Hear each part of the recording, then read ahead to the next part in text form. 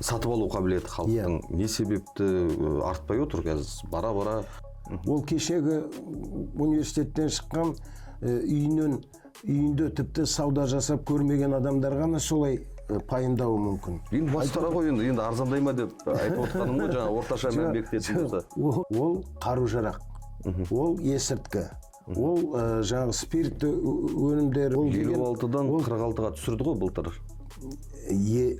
Ал біздің қазіргі бірыңғайда инфляцияның деңгейінде ғана тіпті кей жерде төмен. 5%-ға дейін түсіру инфляцияны деп. Бұл қол жететін дүние ма? Олардың қорқақтығы, олардың ар жағында. Сіздіңше осы Қазақстанда шын ахуал қандай енді? Жұмыссыздардың 8-9% болса бітті. Үкімет отставкаға кету керек, ол 100%.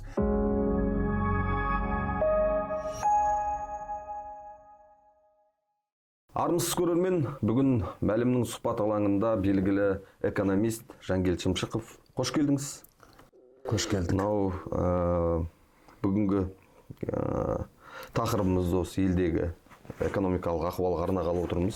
Осы айдың соңында ұлттық банк базалық ставкаға қатысты шешім қабылдайды. Бұл енді қазір 17%-ға түсіріп отыр ғой. Инфляция баяулап келіп жатыр деп айтып жатыр. Жалпы осы үрдіс ары қарай жалғаса ма? Осы алдағы уақытта тағы бір түсіруі мүмкін ба ставканы? Енді бізде ғана емес, басқа да осы таргеттеу, инфляциялық таргеттеу деген саясатты ұстанған өзі бір 13 шақты мемлекет бар. Оның 10 жылдық, 20 жылдық тәжірибесіне қарап отырсаңыз, пәлендей тиімді нәтиже жоқ. Ал кері әсері жетіп артылады. Кері әсерін айтайық, ең бірінші кезекте. Ол мынау шағын орта бизнесті жағы тығырыққа тіреп отырған осы базалық ставка. Өйткені әлемде орта есеппен мына өндірістік кредит бар ғой, коммерциялық кредит дейді. Тұтыну кредитімен басқа кредиттерді біз коммерциялық дейміз. Ендеше осы кредиттердің пайда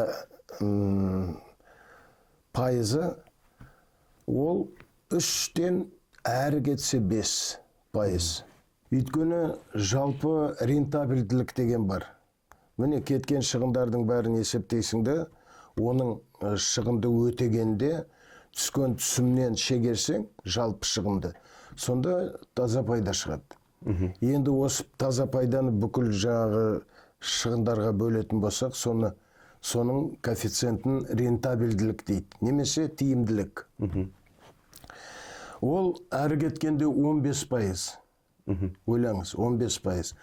Енді бір өндіріс салаларында 20 болуы мүмкін.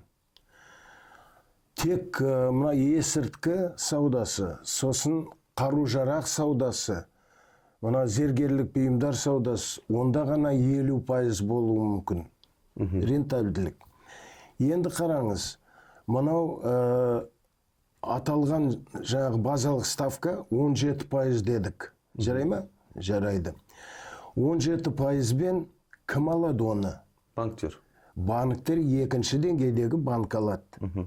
Енді екінші деңгейдегі банкі жаңағы шағын кәсіпкерлерге, орта кәсіпкерлерге соны береді. 17%-дан бере ма? Жоқ. Неге? 17%-ға ол өзін сақтандыру үшін инфляцияны қосады. Инфляцияның неше пайыз? Инфляция 12%. Енді былтырғы көрсеткіш бойынша. 17-ке 12-ні қоссаң қанша болады? 29 болады. Енді банкі 29% де берілмейді. Өйткені банкі не үшін онда әрекет жасайды? Өзінің напақасы бар емес пе? Өзінің напақасы кем дегенде 8% болу керек. Енді жаңағы 29-ға 8-ді қос қанша болады? 37 болады. 37%-дан төмен банк бере алмайды екінші деңгейдегі. Өйткені ол өзі шығынға батады. Түсінікті ме? Сондықтан бүкіл экономиканың алға дамуын шегеріп ұстап тұрған нағыз тежеуіш ол ұлттық банкінің осы базалық ставка саясаты.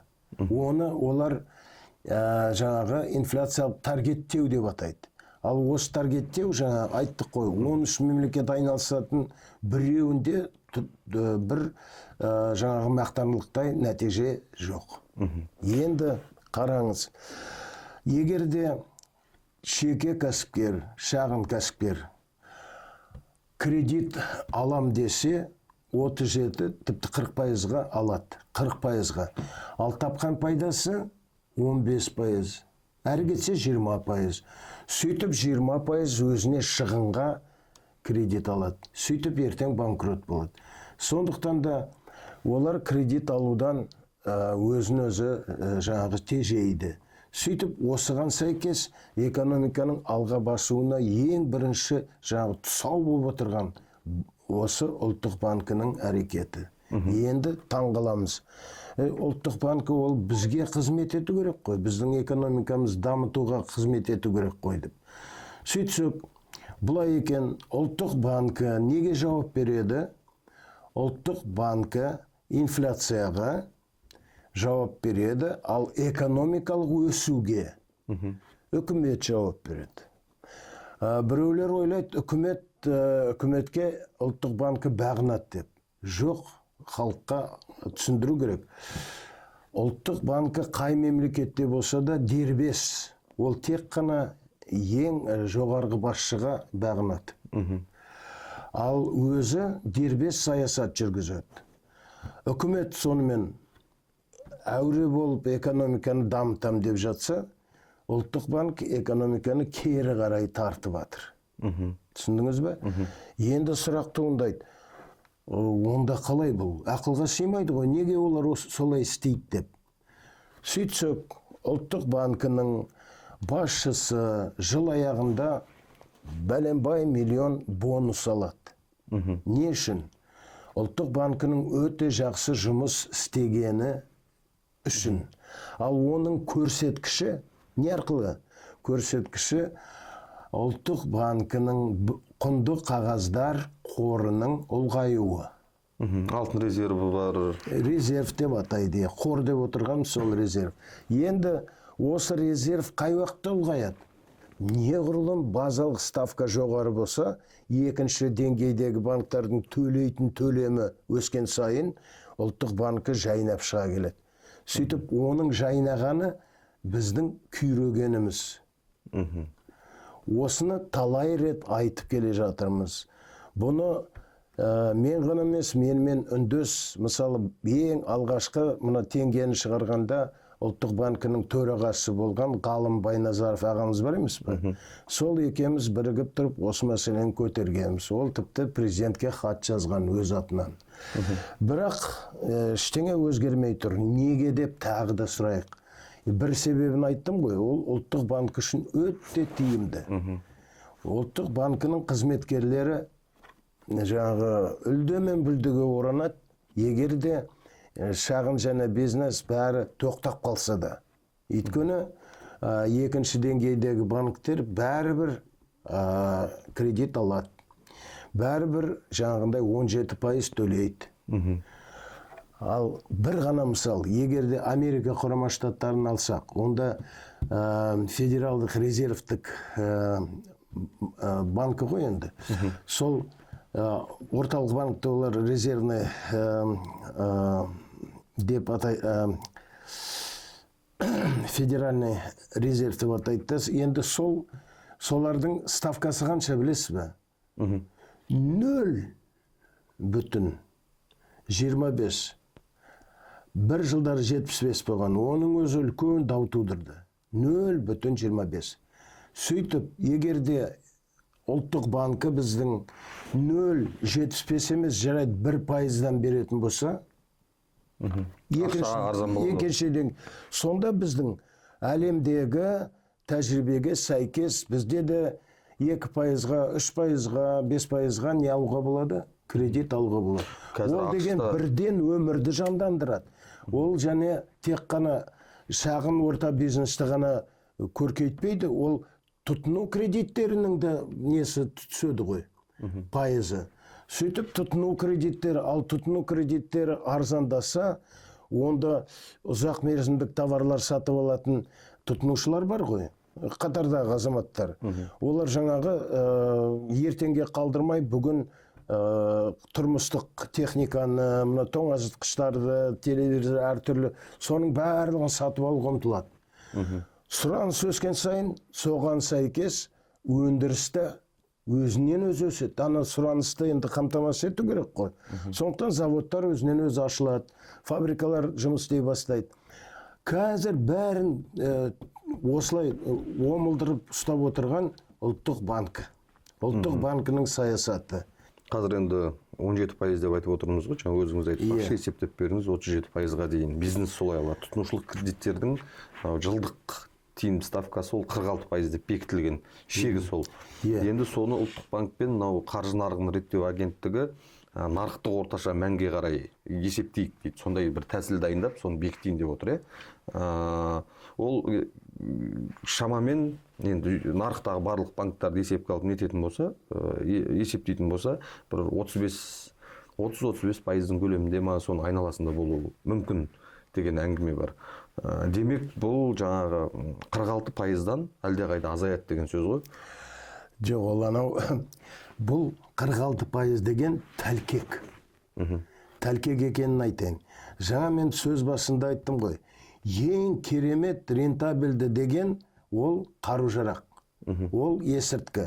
Ол жаңағы спирт өнімдері, ол зергерлік. Егерде шағын және орта бизнес сондай мен айналысатын болса, онда 46%-бен шектеу ақылға сыйымды. Енді 50% мысалы, ол рентабельділік 50% пайда табатын болса, 46 жарайды, өзіне 4% болса да не қалады? Пайда қалады. Тұтынушылық кредит айтамын. Тұтынушылық кредит, ол мәселе ол жерде басқа. Тұтынушылық кредитті 46%-ға дейін жеткізу, ол барып тұрған сорақылық. 56-дан 46-ға түсірді ғой былтыр. 56 дегеннің өзі, ол деген масқара ғой.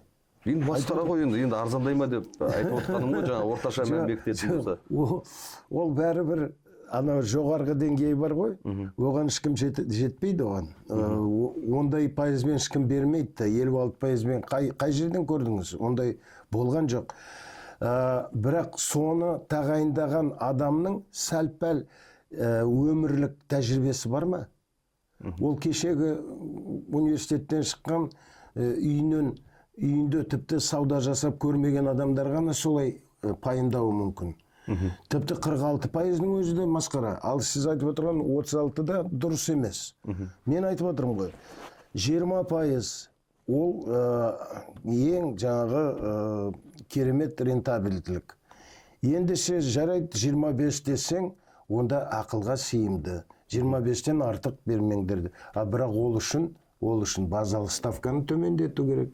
Әйтпесе сен жоғарғы жаңағы деңгейін табалдырығын тағайындадым деп, онымен іс бітпейді. Әуелі базалық ставканы төмендету керек. Кезінде 10% болып еді ғой. Ешкім одан ұтылған жоқ еді ғой. Ескі замандарда болған сияқты ғой. Жоқ, ол осыдан айналдырған 10 жыл бұрын 10% болған. 10 жылдан бері неше? Одан кейін оның алдында 9% болған. Кішкентай өрлек біле жатқан. Қозғалыс жаңағы шағын және орта бизнес тіріліп, оянып келе жатқан. Өйткені ешкім бүгін өз қалтасынан бизнес жасай алмайды. Өз қалтасынан. Ол бәрібір тіпті әрекет етіп отырған бизнес бар ғой. Ол да қысқа мерзімге бәрібір неге ақшаға не болады, зәру болады. Сол кезде кредит алады. Ал мынандай пайызбен алған кредит ол не ол? Ол өзіңе өзің ор қазу болып табылады. Мінекей осындай жағдай. Бұны тіпті ақылы керемет, білімі асқан адам емес, жай қарапайым адам да түсіну керек. Міне сіз осынша пайда табуың мүмкін дедік. Ал осынша кредитке төлейтін несі осынша салыстырып көр, тіпті жер мен көктей. Сондықтан да айту керек, мемлекетке, үкіметке сіз экономиканы дамытам деген ойыңыз бар ма? Пейіліңіз, шын пейіліңіз бар ма? Онда мына кредитті шекте, қалай болса да. Ал бұлар не істейді?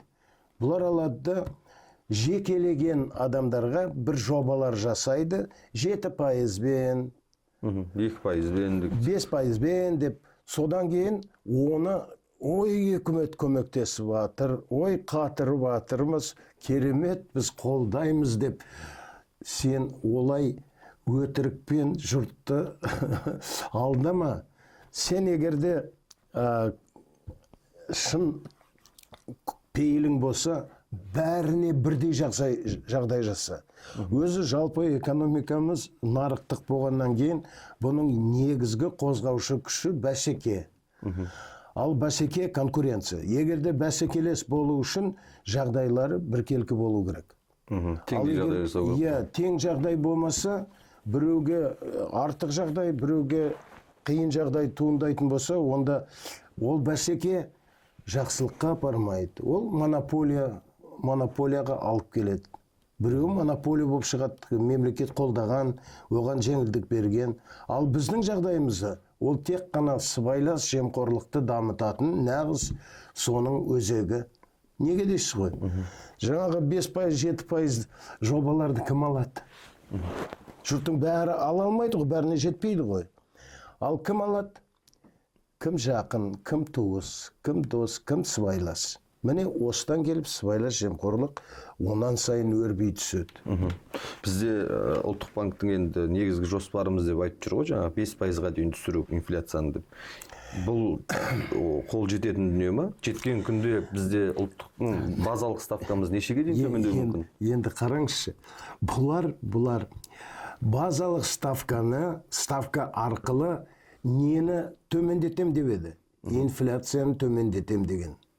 Өзіңіз ойлаңызшы, инфляция ол тек қана монетарлық құбылыс емес қой. Бұл ақшалық құбылыс емес қой. Бұлардың жаңағы ой санасы ақша көп болғаннан кейін инфляция дегенге саяды. Ал ақша көптігінен инфляция болып жатқан жоқ бізде. Ақша жетпегеннен инфляция болып жатыр. Бұлар себепті салдармен шатастырып отыр. Әдейі деп айтуға да болады. Әдейі, өйткені жаңа айттық қой, ұлттық банкінің керемет жаңағы тамаша өмірі неге байланысты? Неғұрлым базалық ставка жоғары болса. Ал үкімет экономиканы алға сүйрейміз десе, мынау оған тұсау болып отыр. Ал екеуінің арасындағы осы қарама-қайшылықты шешетін жоғары дәрежедегі біздің парламентпен осы жерде осалдық танытып жатыр. Дұрыс түсіну жоқ бұл жерде. Сатып алу қабілеті халықтың не себепті артпай отыр қазір? Бара-бара бәрі енді ресми дерекке сенсек, баға өсімі баяулаған. Жаңағы 0,8-1% деген секілді жыл басынан бері. Бірақ одан жаңағы халық бір дастархандағы асы көбейіп тұрған жоқ қой. Ол рас. Енді жаңағы төлем қабілеті төмендейтін себебі инфляция арқылы тапқан табысы арзандайды, құнсызданады.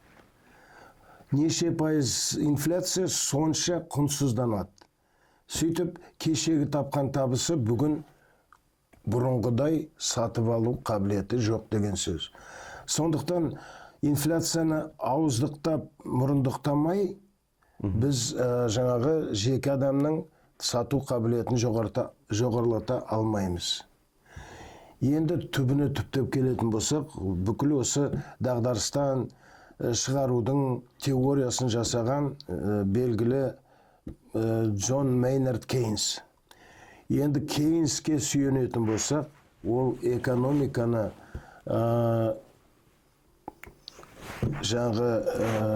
жайнату үшін ең әуелі жиынтық сұранысты ұлғайту керек деген. Ал жиынтық сұраныстың 70% бұл жеке үй шаруашылықтарының сұранысы. Ал үй шаруашылықтарының сұранысы төлемді болу керек. Немесе қабілетті, сатып алу қабілетіне сәйкес болу керек. Бізде сұраныс әрине бірінші кезекте қажеттілікке ғой, біздің қажеттілігіміз шексіз. Біз алған үстіне ала бергіміз келеді, ашкөзбіз ғой. Ол өзі заңдылық, ол әлемдік тарихи заңдылық, адамзаттың қозғаушы күші де сол қажеттілік. Қажеттілік туындайды, сосын жаңағы адам деген қимылдайды, адам деген бір әрекет жасайды, адам деген өндіріс ашады, өнеркәсіп ашады, сөйтіп жаңағы алға сүйрейтін сол қажеттілік. Ал төлем қабілеті ақшаның құнына сәйкес, ақшаның құндылығына. Енді былтырғы тапқан ақшаңды биыл тапсаң, оның 12% сатып алу қабілеті төмендеді деген сөз. Енді таңғаларлығы, былай қарапайым адамға түсінікті нәрсе ғой. Егер де сен жаңағы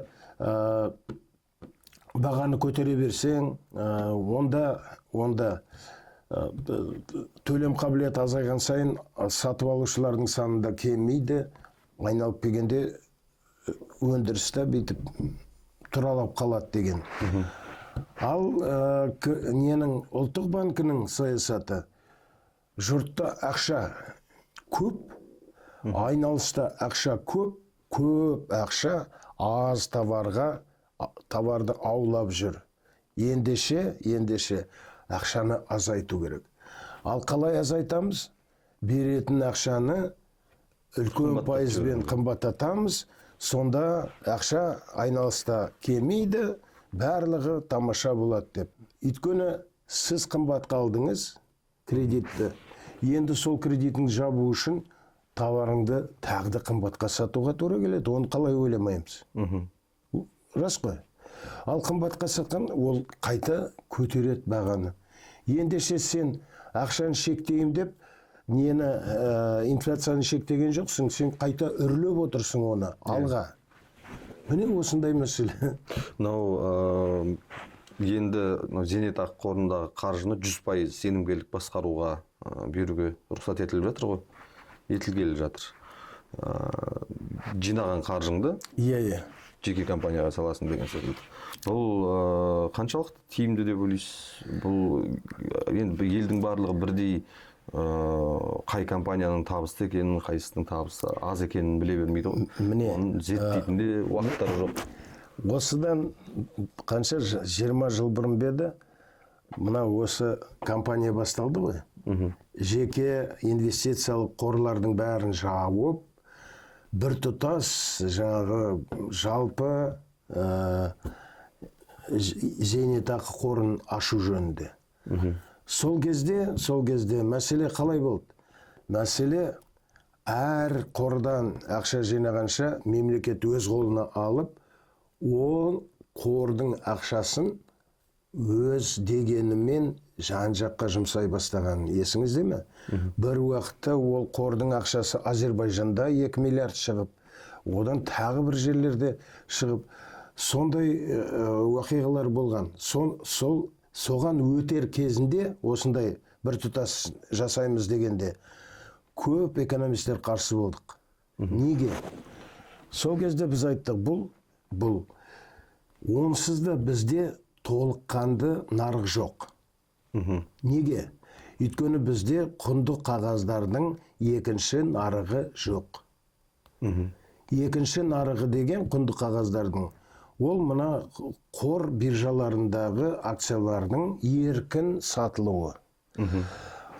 Егер де біз мына шетелдің тәжірибесін алатын болсақ, кез келген орта деңгейдегі азамат американдық па, француз ба, герман міндетті түрде акциялары бар. Сол құнды қағаздары бар. Акция ма, облигация ма, әйтеуір құнды қағаздарды ол жаңағы биржадан сатып алады. Биржадан сатып алады, сосын ойнайды. Ойнайды дегені көтеріп түскеніне қарай сатып. Ол деген күнде жаңағы 1 сағат, 2 сағат оның уақыты неге кетеді. Мынау фирма не болып жатыр, мынау фирма не болып жатыр, менің фирмам не болып жатыр.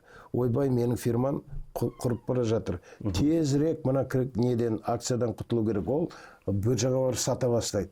Бұл жерде үлкен ойын, бүкіл жаңағы қоғам араласқан ойын. Бұл деген екінші деңгейдегі нарықтың іс әрекеті. Мынау сол екінші құнды қағаздар нарығына дайындық, репетиция сияқты. Соның кішкентай моделі, үлгісі. Өйткені қарап отырасың, мынау қор, мынау инвестициялық қор қалай? Бұның беретін пайдасы биыл жаңағы 0,9. Қарайсың, мына 1,2. Ойбай, мынада 2,3 екен. Бірден анау неңді зейнетақыңды апарып мына қорға саласың. Сөйтіп, бұл жерде де кішкентай ойын. Одан тәжірибе алғаннан кейін екінші деңгейдегі құнды қағаздар нарығына жол ашылады деп біз айтқан болатын бізді. Бірақ бізді керек қылған жоқ. Ол жерде сол сәтте үкімет, мемлекет нені ойлады? Ана бір жерде жиналған қорды біз қосымша инвестиция ретінде қолданамыз деп. Сөйтіп, халықтың жаңағы тапқан таянғанын өзіне бермей, өзінің еркінен айырып, ол озбырлық болды сол кезде. Озбырлық. Енді озбырлықтың нәтижесін қазір көріп отырмыз. Мемлекет. Арқашында нашар менеджер деп айтады ғой. Міне осы жолы сол дәлелденді. Қаншама жаңағы бірыңғай қор арқылы беретін пайдасы неге? Зейнетақыға өскен жоқ. Бұрынғы ұлар деген бір нелер инвестициялық қор болды. Тағы бір қазір енді бірден есіме түспейді. Әжептәуір жаңағы жылына не қосып отырды? Үстеме қосып отырды неге? Зейнетке. Кем дегенде қосатын жаңағы үлесі, үстемесі инфляциядан жоғары болу керек. Ал біздің қазіргі бірыңғайда инфляцияның деңгейінде ғана тіпті кей жерде төмен. Сонда халықтың жиған тергені құнсызданып бара жатыр. Неге? Өйткені оны өз ақшасымен жұмыс істеуден еркінен айырып отыр. Сондықтан бұл үлкен әлеуметтік саяси мәселе айналып келгенде. Сондықтан әрине қайтадан жеке қорларға көшу өзінен өзі сұранып тұрған бүгінгі күннің тәртібінің сұрағы, мәселесі. Ал бірақ одан кейін қандай әрекет болады? Ол үшін тағы да жақсылап тұрып халыққа түсініктеме жасау керек. Әр адам ойынға үйрену керек. Құнды қағаздармен ойнауға. Содан мүмкін бірте біз екінші деңгейдегі құнды қағаздар нарығын қалыптастырамыз ба деген ой бар.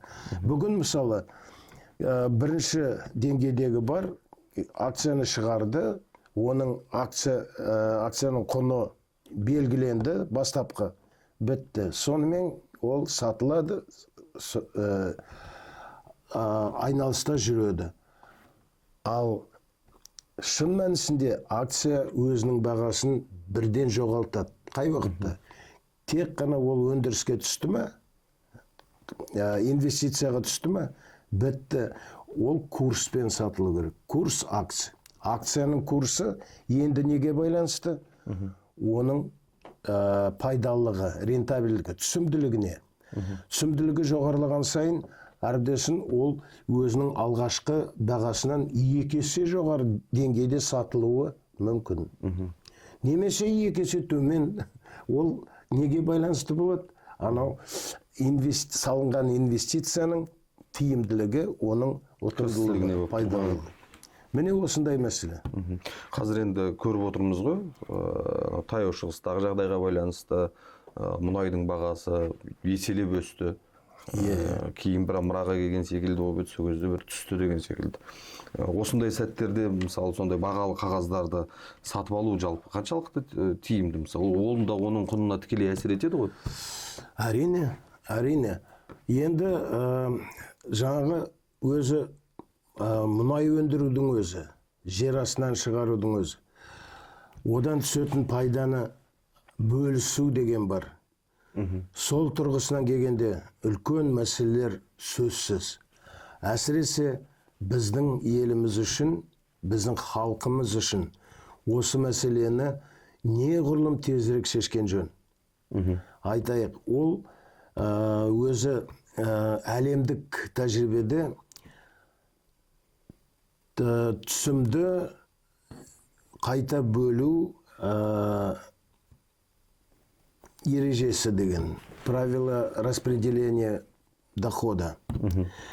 Енді сол әуелден инвесторлармен кен орнының мемлекетімен немесе оның жаңағы атқарушы ұйымдарының арасындағы келісім шарт. Сол келісім шартта бірден көрсетіледі, неше пайыз түскен табыстан мынау жердің иесі, немесе кеннің иесі алады, қанша пайызын инвестор алады. Тіпті біздің мынау ненің өзінде, Қашағанның өзінде анықталды ғой, 2% бізге тиесілі екен. Ұқтыңыз ба? 98% инвестордың қолында кетеді. Мұндай жағдай орын алған Сауд Аравиясы, мынау Араб Эмираттары, біріккен жаңағы Араб Эмираты, тағы басқа осындай мұнайлы елдерде осындай жағдай болған. 60-шы жылдары бұлар көтеріліс жасап, ұлттандыру, национализация жасады. Содан кейін бүкіл оған дейінгі келісім шарттарының бәрін қайтадан қарады. Қайтадан қарағаннан кейін олар түсетін түсімнің 60%, 80% тек қана жаңағы жер иесі мемлекетке немесе халқына қалады. Ал қалған пайызын инвестор алады деген келісім шарттар қайта қаралып, заңды күшіне енді. Соның арқасында жайнады Сауд Аравиясы, соның арқасында Араб Эмираттары, Кувейт сияқты елдер шаш етектен байыды. Халқы да бай, басшы, шейхі да бай, бәрі де керемет үлде мен бүлдеге оранды. Бізге кім кедергі болып отыр? Өзіміздің билігіміз.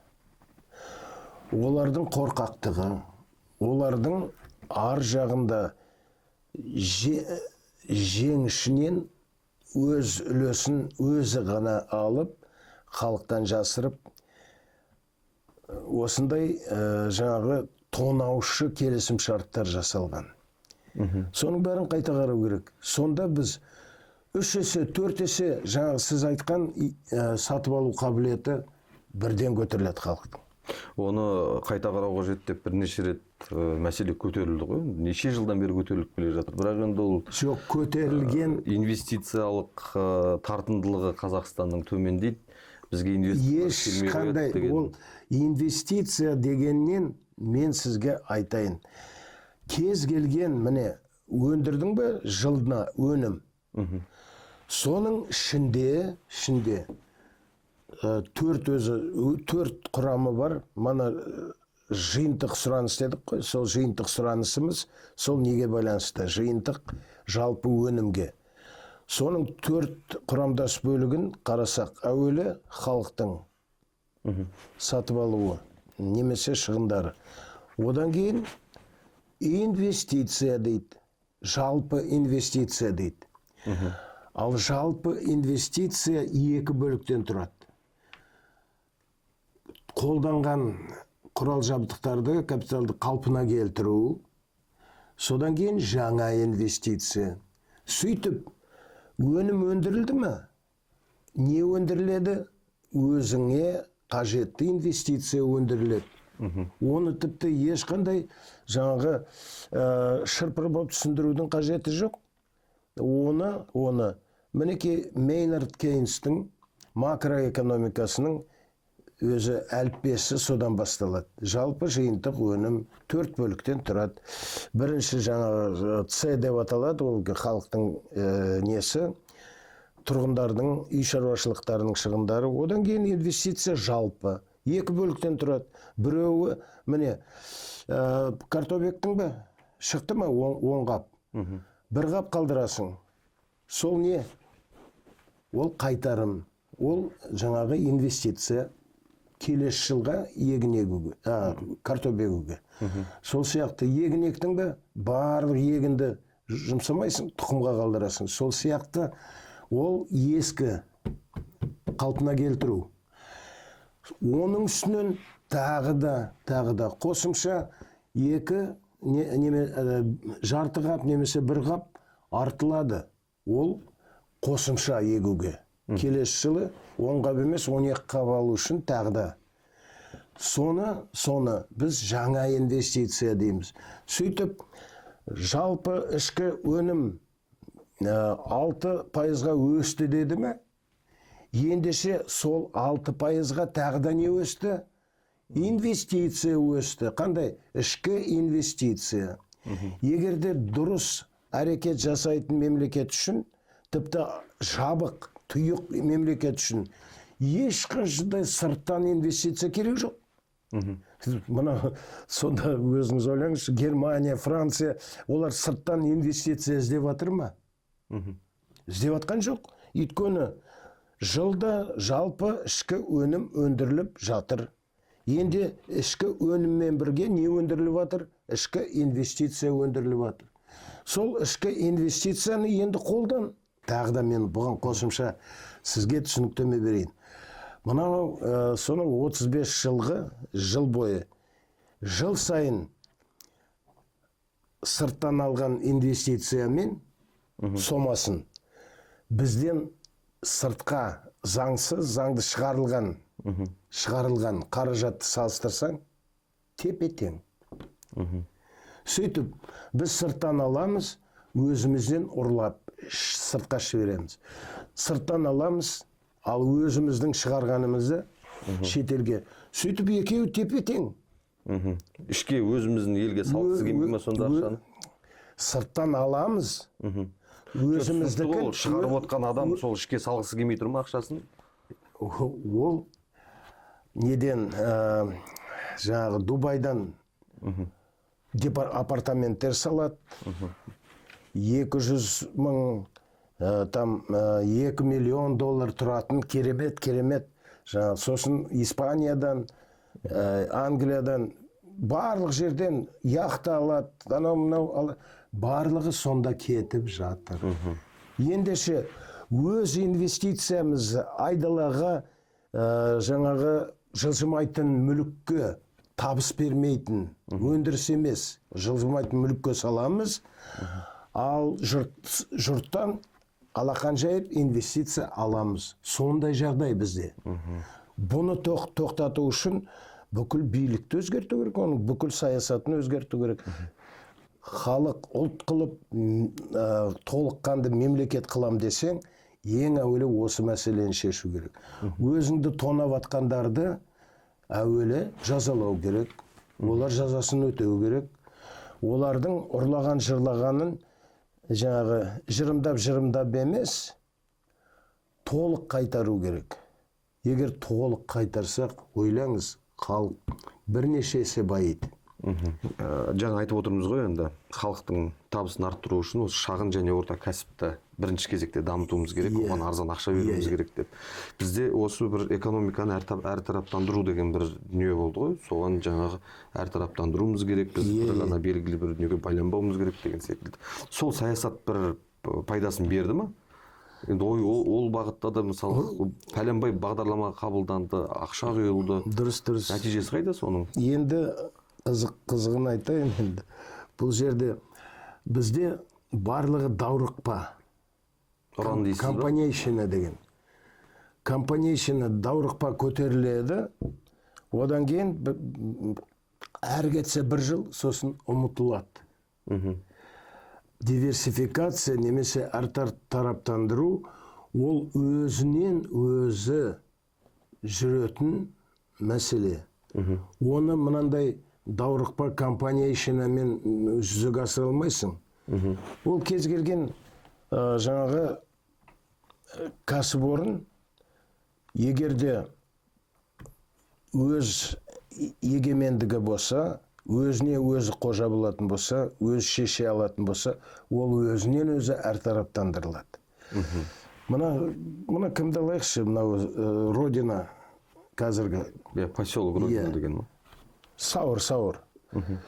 Енді оған ешкімнің тісі батпайды, мынау әкімдердің. Ол өз еркімен өз әрекет жасап жатыр. Оның әртараптандыру қалай? Егін егеді, мал шаруашылығы бар, колбасный цех бар, наубай ханасы бар, өз диірмені бар. Тіпті анау электроэнергияға нелер қойып қойған ветряктар. Міне, бұл нағыз не? Жаңағы әртараптандыру. Онымен қатар оның тағы да құс фермасы бар. Енді оны бұйрықпен ешкім жасамайды. Ол өз әрекетімен, егер оған тосқауыл болмаса, бізде сәл-пәл бір көтеріліп бара жатты ма, міндетті түрде оған жан-жақтан шүйіледі бәрі. Сөйтіп, рейдерство деген бар ғой. Сол арқылы не тартып алады, немесе өзін жоқ қылады, немесе қорқытып, үркітіп, айтқанын істетеді. Міне, еркіндік кәсіпкерлікте еркіндік, шынайы еркіндік жоқ. Бірнеше мысал келтіре аламын, енді тірі адамдар жүр ғой. Олардың жаңағы еркін кәсіпкерлікпен айналысуына тосқауыл қойылып жатқан әкімшілік жағынан, басқа да бәсекелестер тарапынан, монополистер тарапынан осы таяуда ғана өз бағасын мына неге жидекке өз бағасын қойған азаматты бүкіл со жердегі саудагерлер жабылып, ұрып, соғып, бет аузын қалдырмай бытышын шығарды. Бұл нені көрсетеді? Бұл бәсекелестіктің тіпті төменгі деңгейде заңсыз шектеліп атқанын. Егерде бәсекелестік шынайы болса, мынау жаңағы әкімдер жүгіріп, анау саудагерге, мына саудагерге барып, бағаны не көтеріп асыңдар, не дегеннің орнына, ол жаңағы қадағалау керек. Анау бағаны төмендеткен адамға неге ренжітіп жатыр оны. Қазір тұрғызбайды мысалы. Міне, 10 адам бар ғой, соның біреуі бір тиынға арзанға сатса, ана 9-ы жабылады оған. А оны қорғайтын кім бар? Со жерде камера орнатуға болады, немесе жаңағы не жүргізуге болады. Сөйтіп бәсекелесті солай қорғау керек.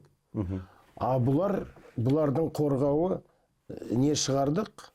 Пәленше сомадан аспасын дейді ғой. Осылай болды деп шығар. Олай болмайды. Анау мәселені бүкіл неге көтеру керек еді, елге қазір. Оны жарқыратып көрсетіп, бұл қалай? Неге бұл азаматты арзанға сатқан үшін басқа саудагерлер өмір бермей, орын бермей, ол жарайды. Ұрып соғу деген масқара ғой. Бұл деген біздің халықтың бәсекені түсінбеуі. тек қана бәсеке бізді алып шығады. Ал бәсекелестік болмаса, онда ой сана да дамымайды. Ал ол неден шығады? Бірде-бір жаңа ой айтқан азамат бүгін қошемет көріп жүрме. Керісінше қарсылық білдіргеннің бәрін отырғызу, немесе тағы басқа бір тәсілдер қолдану орын алып отыр. Оны жұрттың бәрі көріп отыр.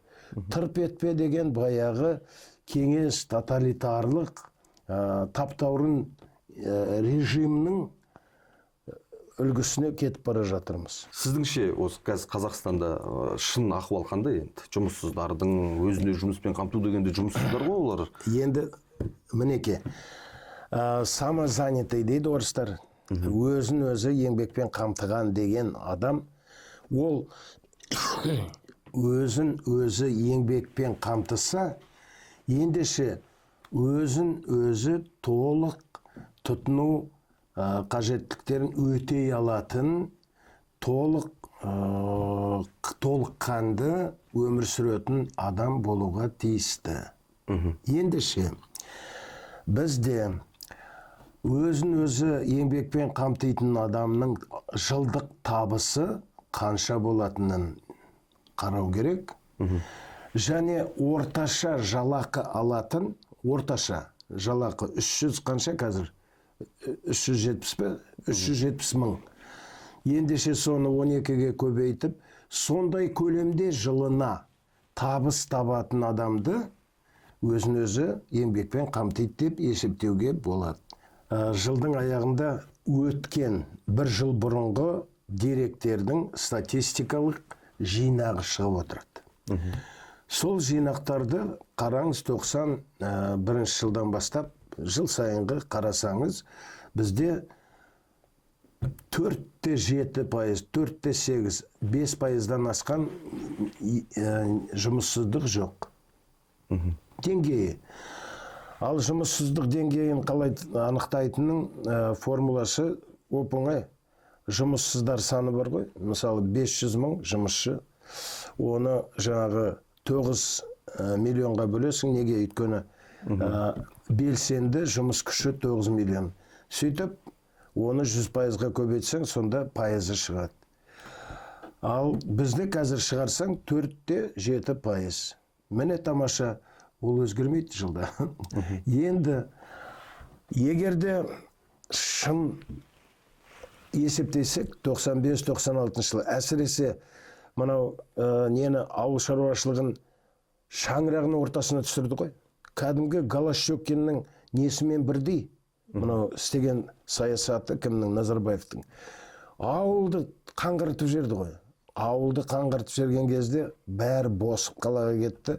Ауылда жұмыс жоқ, қалаға барғанда одан тағы да жұмыс жоқ. Сол кезде жұмыссыздардың саны, жұмыссыздық деңгейі 20-дан асып кетті. Тіпті 30-ға жақындаған уақыты болды. Бірақ оны ресми мойындаған жоқ. Енді не істеу керек бұлар? Жалпы әлемдік тәжірибе бойынша өзі 6%, әрі кетсе 7%. Міне осындай жұмыссыздық болса, онда оны не деп есептейді? 6%-ды табиғи жұмыссыздық деп есептейді. Ол ана фрикциондық жұмыссыздық дейді, және құрылымдық жұмыссыздық, соның қосындысы 6%-дан аспау керек. 6%-дан асты ма, онда ол жаңағы циклдық жұмыссыздық деген сөз. Ол деген дағдарыс жұмыссыздығы. Онда біз дағдарысты не істеуіміз керек? Мойындауымыз керек. Ал дағдарысты мойындасақ, саясатта не болады? Үкіметті орнынан босату. Ал бізде үкіметті орнынан босату деген өзі тәжірибеде болды ма? Білесіз бе? Бір-екі рет отставкаға жіберді ол. Бір рет болған, иә. Енді сонда егерде жұмыссыздық жаңағы 8-9% болса, бітті. Үкімет отставкаға кету керек, ол 100%. Сондықтан да бізде өте қорқатыны статистикада жұмыссыздық деңгейі 5-тен төмендетпеуге ұмтылыс. Ресми. Қолдан. Цифр. Міндетті түрде 4-7, 4-8. Енді қашанғы жасырасың? Қаптаған өріп жүр ғой. Кешегі быт шыққан ауылдан, быт шыққан шағын қалалардан қаңғырып кеткендер жүр ғой, жұмыссыз. Не істеу керек? Әрқайсысын жаңағы өзін-өзі жұмыспен қамтиды деген идеямен әрқайсысын солай тіркеу керек. Үйіңде 3 алма ағашың бар. Алма береді? Дұрыс. 10 шақты тауығың бар. О, жұмыртқа береді? 1 сиырың бар. Бітті. Сен өзіңді өзің еңбекпен қамтыдың. Ана қиын шығарасың, суын бересің, жем бересің, сауасың.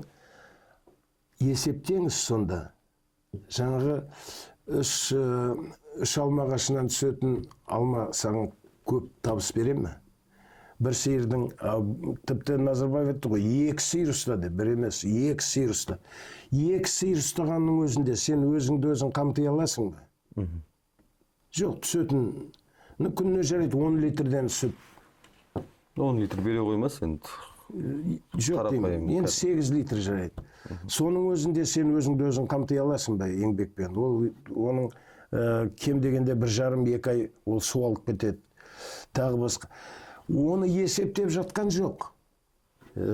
Неше түп жаңағы жеміс ағашың бар, неше бас малың бар, бітті, өзіңді өзің қамтитын адамсың деп, осылайша ойдан шығарылған категория. Сөйтіп 2 миллионның егерде дұрыстап келсең, ішінен жарайды, жарты миллионы дейік, жаңағы сағанағы сарық, қағанағы қарық. 4 сиыры бар, 20 қойы бар, өзін-өзі етпен қамтамасыз етеді, оны сатып, жаңағы табыс алады. Басқа қажеттіліктерін өтеп жатыр. Сондай жартақ миллион болуы мүмкін. Ал 1,5 миллион плюс мына жердегі жарты миллион, сонда 2 миллион бізде жұмыссыз адам бар. Ресми оны айту күнә. Ал оны пайымдап айту мен үшін экономистке міндет. Өзін-өзі қамтитын адам, оның табысы, жылдық табысы, орташа жалақы алатын адамның жылдық табысынан кем болмау керек. Сонымен теңессе, онда біз мойындаймыз. Бұл өзін-өзі еңбекпен қамтып, ол еңбегі бұған зейнет болып отыр деп. Әйтпесе, бұның барлығы жалған. Ал бүкіл жалған өтірік осындайдан басталады. Содан кейін келіп ол бүкіл экономикада көрініс табады. Құрметті көрермен, бүгін Мәлімнің сұхбат алаңында белгілі экономист Жангелді Шымшықов болды. Уақыт бөліп сұхбат бергеніңізге рахмет. Біздің YouTube арнамызға жазылып, пікір қалдырып, лайк басуды ұмытпаңыздар. Жүздескенше.